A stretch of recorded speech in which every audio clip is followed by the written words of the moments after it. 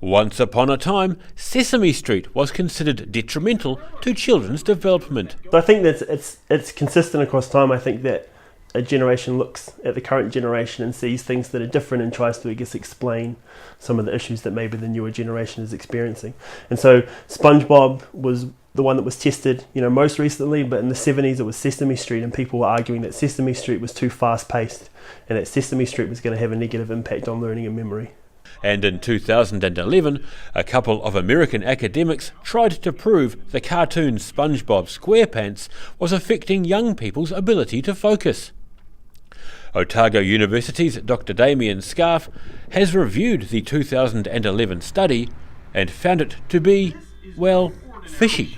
So the study was published in 2011, and it basically argued that the pace of SpongeBob, so the number of scene changes and cuts, had a negative impact on children's executive function, so things like working memory and attention.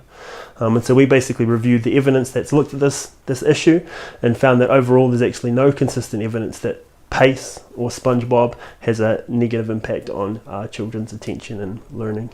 The effect of too much or senseless television on young minds has been hotly debated by academics for more than 40 years.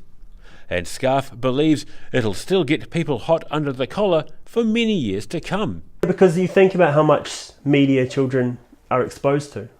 So media is now more common than ever. So it used to be TV, but now there's screens everywhere. And so it's important to figure out what impact that might have or might not have. So you test it, and if you find it has no effect, then again, that's knowledge that we can use to think about guidelines about how much media children should watch and things like that. Damien Scarf's research has just been published in the journal called Pediatrics. Daryl Baser, The South Today.